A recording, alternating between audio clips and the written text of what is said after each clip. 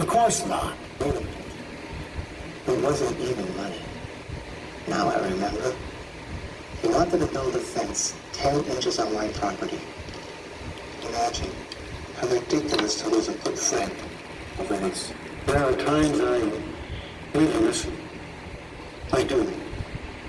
My life would have been a lot less complicated and more successful if we'd only taken a different route. We're neighbors, and we're enemies. One night I overheard my mother telling my father that she got a bar mitzvah invitation from my aunt and uncle. She was crying over it. She said, "I wish this was over already. I'm tired of it." Bill, how could we be Bill? That's like asking me to spin straw into gold. It's over. Dead. Finished. There are just some days that I'm tempted just to walk next door and reconcile. But I just can't do it. There are times I fantasize about it. Walking with my brother, shoulder to shoulder, doing things that brothers do together. I wish. It plagues me day and night. It doesn't give me any rest. I can't even describe it to you. Every tune that I done is only that a family should be whole again. That our family should have shown. My sister and I talked about getting our parents to end the fight. It would be so amazing to finally meet our cousins. Every night before I go to bed, I daven to Hashem to end the fighting. Can you imagine if there was a way to spend 5 minutes a day and it would bring you bracha beyond belief? Sounds too good to be true. It's not. Chafetz Chaim Heritage Foundation has worked for over 2 years to create a personal coach to help people navigate the minefields of human relationships and live b'shalom with everyone. The personal coach is a book. It's called Live the Blessing, and it's a 5-minute-a-day daily learning book that goes through all the different types of relationships a person has: parents and children, siblings, neighbors, shalom bayis, and it highlights the challenges that come up and what is the best path to live b'shalom.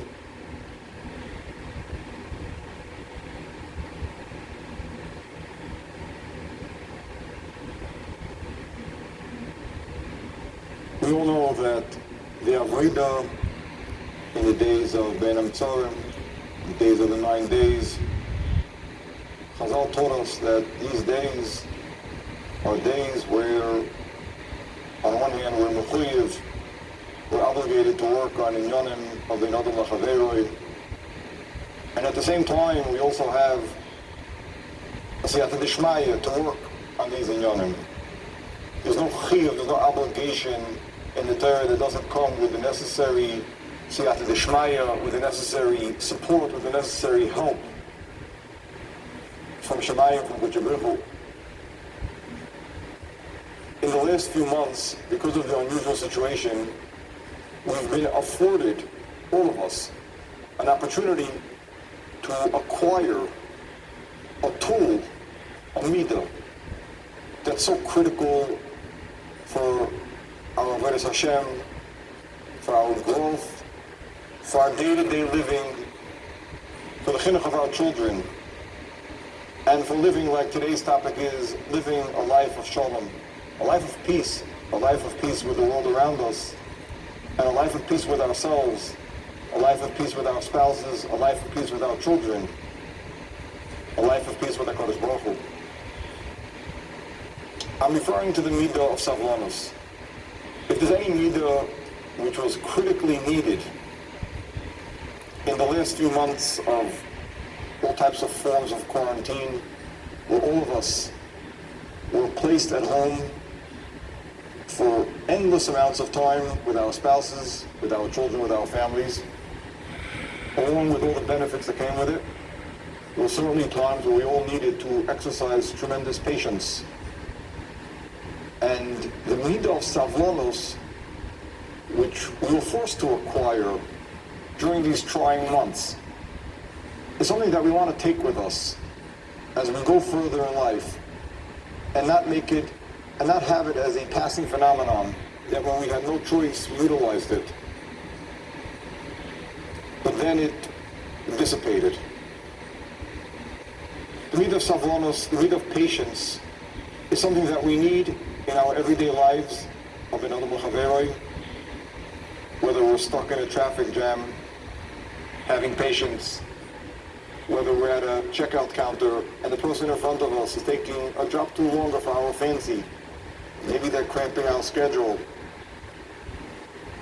We need savlanos at home with our spouses to deal with and to accept all types of imperfections that we see around us, all types of delays and things that we want happening. We need savlanos for those things. We need savlanos, we need patience with our children. We need savlanos for their operating at their own pace. We need savlanos for them not reacting as quickly as we would want. We need savlanos for their imperfections, for them not being perfect the way we would love them to be. We need savlanos for ourselves. We need savlanos for our own imperfections, our own chesronos, while we are working to grow and striving to be better. However, primarily, the most important and critical usage of savlanos, of patience, is in the area of chinuch. We're trying to be mechanech our children to go in the derech Hashem. We're trying to mechanech our children to grow in avodas Hashem. We're trying to mechanech our children to grow in midos. And any area of growth requires a long process, a process over time. Any process of growth requires accepting imperfections that come along with it. Any process of growth requires long-term patience. When we don't exercise patience in our personal lives, whether it's over-honking in a traffic, or getting impatient whenever there's a delay in our schedule by somebody close to us, we are sending a much deeper message to our children that we have no time, we have no patience. There's no process. And this tool of being able to understand that things take time, and we need to have patience to get the results. We need to have patience to get there. We need to be able to accept our imperfections and our blemishes and our chesronos, and despite that, understand that we are getting somewhere, is critical and a cornerstone and a foundation for chinuch of our children. Our children don't absorb that by osmosis, and our houses are impatient houses, perhaps in trivial things. In inyanim of shalom bayis, in inyanim midam lachaveroi, we're impatient with ourselves, so that our children are missing this key tool, which is the basis and the foundation and the cornerstone for growth, for steiging, for getting to any spiritual goal. Actually, Rabbi Yerucham the Mashgiach of Mir pointed this out in our davening that we say in Musaf on Rosh Hashanah.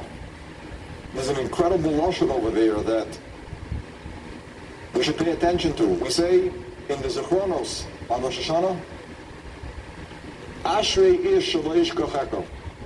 Praiseworthy is somebody who doesn't forget you, HaKadosh Baruch Hu. Ben Adam yisam mitzvah. And praiseworthy is a person who tries and strives to attach himself to HaKadosh Baruch Hu. Now listen to the lashon that Chazal said, Ki dorshecha, those who search you out, dorshecha, dorshe Hashem, la'olam lo yikashelu, those who search you out will not stumble eternally, la'olam. And those who desire to be close to you will not be embarrassed forever. Rabbi Yerucham says, it's interesting, it doesn't say, Ki dorshecha lo yikashelu. It doesn't say that those who search out HaKadosh Baruch Hu, those who seek the Rebbeinu Shalom will never stumble. It doesn't say that. It says, La'olam lo yikashelu. In the end, you'll get there. Oh, you're going to stumble along the way, says Rabbi Yochanan. You're going to stumble, and you're going to be yikolmu. You're sometimes going to be embarrassed. You're going to fall flat on your face. On the journey to growth, and on the journey to Dorshecha, and on the journey to Chaisim, on that journey to those who seek HaKadosh Baruch Hu, and that journey of those who seek, there's going to be many stumbling blocks. All HaKadosh Baruch Hu guarantees is Ki Dorshecha L'olam Lo Yikashelu. In the end, you'll make it. In the end, it will be Lo Yikomu L'netzach. So a Dorshecha, somebody who's a Darish Hashem, sometimes will stumble, and sometimes will fall. We have to have patience of L'olam. We have to have patience of L'netzach. HaKadosh Baruch Hu has patience for us. We have to have patience that we will stumble, that our loved ones will stumble, our children will stumble, our spouses will stumble, our friends will stumble, our neighbors will stumble. L'olam. L'netzach not. But along the path, it's a long journey. And we need to have a lot of patience for all the chesroinus and all the imperfections of ourselves and those around us. That's the midah of savlonus. And the lack of that midah makes it almost impossible to have any serious growth. What is the source of this midah? How does a person kind of this midah? How does a person acquire this tool? So we have a fascinating Rashi. Rashi says explicitly in Parashas Ba'alescha how a person, it says in the pasuk over there, Ve'ish Moshe Onav Ma'oid. Mikol Adam, Moshe Rabbeinu was the most humble person. Says Rashi, Onav, Shafal, he held himself low, V'savlon, and he had patience. Rashi over here gives away the secret. Rashi over here tells us that the secret of Ona, of Savlon, the secret of that person who has patience, the patient one is the Shafal, the one who's an Anov. Anova and Savlonus are intertwined with each other. It's interesting. Rashi said it specifically over here because the pasuk was coming to stress that Moshe Rabbeinu's anova, Moshe Rabbeinu's humility, caused him to be a Savlon. He was able to accept and carry and be patient with Aaron and Miriam. But Rashi over here clearly gives us the linkage between anova, humility, and Savlonus. If we can understand the connection between humility, anova, and Savlonus patience, then we will have an ability, we'll have a psicha, we'll have an opening to be able to acquire this midah, this tool of patience. It's interesting, there's another place in the Torah where there's a linkage between the concept of humility and the concept of patience. In Rashi, in Gittin Daf Nun Vav Amud Aleph, the Gemara speaks about Anvis Sanusais of Rabbi Zachariah ben Akilas, in the story of Kamsa Bar Kamsa, actually connected to Tisha B'Av. And Rashi over there says on the word Anvis Anusay, on his humility, Rashi says Savlonusay, his patience. In the story of Kamsa Bar Kamsa and Gittin Daf Nun Vav. Again, Rashi links humility, anova, with Savlonus patience.